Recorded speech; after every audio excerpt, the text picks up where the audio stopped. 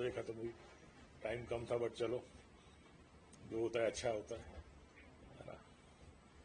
तो आपका इस प्रेस कॉन्फ्रेंस में सबका स्वागत है। पिछले कुछ दिनों में हमारे डिपार्टमेंट का काफ़ी रिव्यू हुआ है।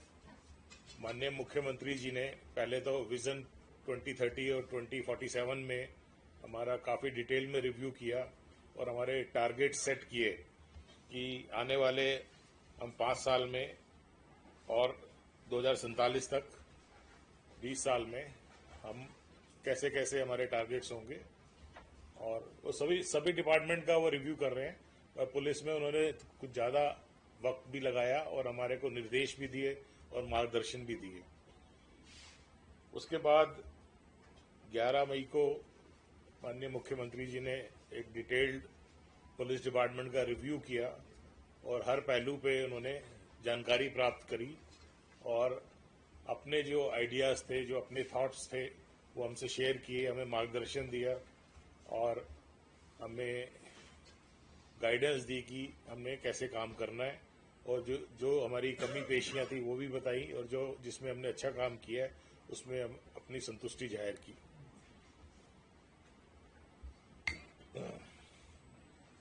उसी के आधार पे हमने अभी कल अपने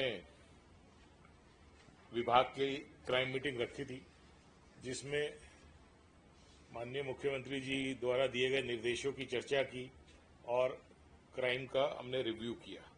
यहाँ पे मैं ये सूचना भी देना चाहूँगा कि इस रिव्यू के बाद माननीय मुख्यमंत्री जी ने हमारे डिपार्टमेंट को, पुलिस डिपार्टमेंट के लिए करीबन 750 करोड़ रुपया सैंक्शन किया है, जो कि आने वाले 2 सालों में हम अपना इंफ्रास्ट्रक्चर बनाने में खर्च करेंगे। और ये अब तक के पिछले 5-6 सालों में सबसे अधिक है, यानी कि करीबन हम 300-350 करोड़ रुपए इस साल खर्च करेंगे और इतना ही नेक्स्ट ईयर खर्च करेंगे, जिसमें नए police station, police line, police post, building, office spaces, residences, capital infrastructure में इन्वेस्ट किया जाएगा। तो ये आपको उसकी सूचना देनी थी। इसके अलावा पिछले आपने देखा होगा कि मीडिया में काफ़ी क्राइम को लेके एक चर्चा का विषय बना हुआ है हरियाणा, स्पेशली जब से ये एनसीआरबी का 2024 का डेटा रिलीज हुआ और उसमें कुछ डेटा को अलग अलग तरीके से दिखाया गया। तो मैंने सोचा मैं आपके सामने फेस टू फेस इस जो भी ये डेटा और हमारी स्टेटस एज पर पूरे इंडिया के हिसाब से जो हमारा स्टेटस है उसको मैं आपको स्पष्ट करूं। और उससे पहले मैं 2-4 केसेस जो हमारे हुए हैं उसके बारे में ब्रीफली 2 लाइन में मैं बताना चाहूँगा। पिछले 15 दिन में कुछ एक हमारे यहाँ मर्डर के केसेस हुए, जैसे दादरी में एक ललित के सर पे गोली मार दी गई थी और उसको भी हमने हफ्ते के अंदर अंदर उसको ट्रेस किया और इसमें जो कि रीजन था वो पुरानी दुश्मनी पाई गई।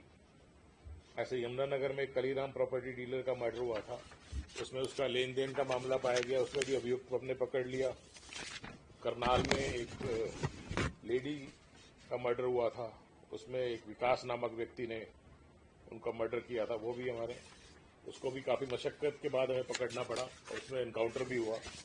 ऐसे ही झज्जर में हितेश एलिस गोलू का मर्डर हुआ, तो वो भी हमने तुरंत एक्टिव कार्रवाई करते हुए उसमें जो शामिल थे क्रिमिनल्स उनको फौरन पकड़ा, वो उन्हीं के गांव के पाए गए।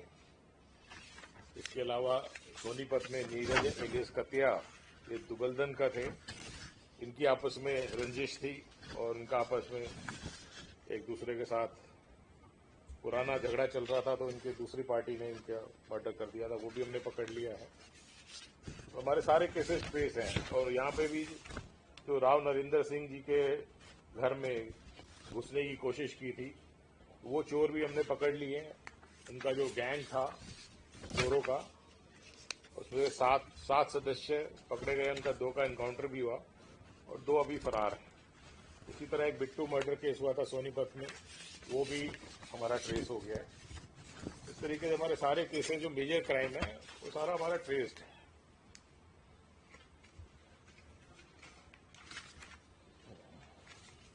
अब मैं एनसीआरबी के डेटा के बारे में कुछ आपको जानकारी देना चाहूंगा। एनसीआरबी जो 2024 का डेटा आया है उसमें हरियाणा की क्राइम रैंकिंग अगर टोटल मिलाए तो 4थे स्थान पे दिखाई गई है, दिल्ली, केरला और तेलंगाना के बाद। और अगर हम सिर्फ लोकल एंड स्पेशल लॉ देखें तो 5वां स्थान आता है, और दोनों मिला के देखें आईपीसी क्राइम और local and special law crime तो 5वें स्थान पे ये इन्होंने दिखाया गया है।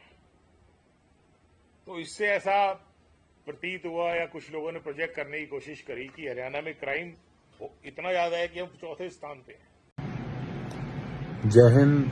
अभी मैंने हमारे हरियाणा के डीजीपी साहब की एक प्रेस कॉन्फ्रेंस देखी, जिसमें कि जब सिक्योरिटी को लेके पत्रकार साथियों ने प्रश्न किया तो उस पे डीजीपी साहब ने जो स्टेटमेंट दी, मैं उससे बिल्कुल संतुष्ट नहीं हूं। उसमें डीजीपी साहब ने कहा कि जिसने मुझे कॉल करके गाली गलौज करी वो मेरा पुराना साथी था। बिल्कुल गाली गलौज हुई। देखो, आधी रात को 2 बजे किसी का कॉल आए और कोई आगे से इस प्रकार से अब्यूजिंग लैंग्वेज इस्तेमाल करे तो स्वाभाविक आगे से उसे उसी हिसाब से उसी की भाषा में व्यक्ति जवाब देगा। मैंने भी दिया और उसमें मुझे पहले पता भी नहीं था कि वो शख्स आखिर बोल कौन रहा है। 2-3 कॉल आई, तीसरी कॉल में जाके जो है मैंने वो रिकॉर्ड किया कि आखिर ये इंसान है कौन। तो सर, बात ये है डीजीपी साहब कि आपने कहा कि ये कोई टेररिस्ट कॉल नहीं थी। ये तो मैंने भी नहीं कहा कि टेररिस्ट कॉल थी। बिल्कुल ये किसी भी टेररिस्ट की, किसी गैंगस्टर की कॉल ये नहीं थी।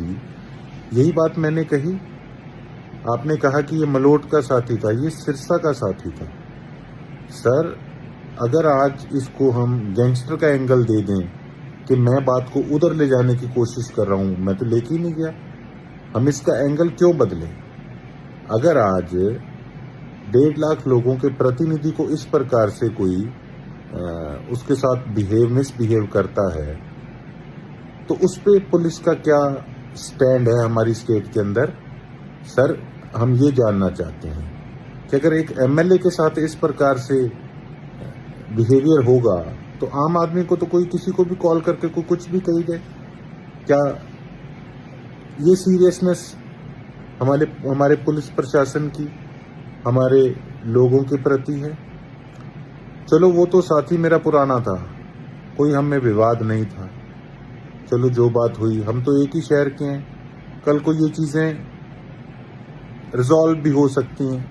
लेकिन ये पुलिस प्रशासन पे आज उनकी कार्य प्रणाली पे प्रश्न चिन्ह खड़ा हो गया कि कितनी लाइटली आज पुलिस प्रशासन इन चीजों को ले रहा है।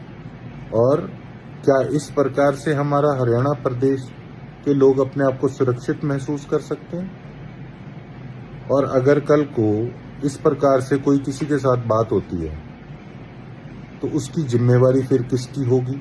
मैं अपनी बात नहीं कर रहा कि अगर किसी के साथ भी इस प्रकार से कोई बात होती है तो क्या हम उस चीज की वेट करेंगे कि अगले का किसी का नुकसान हो तो उसके बाद फिर कार्रवाई की जाएगी?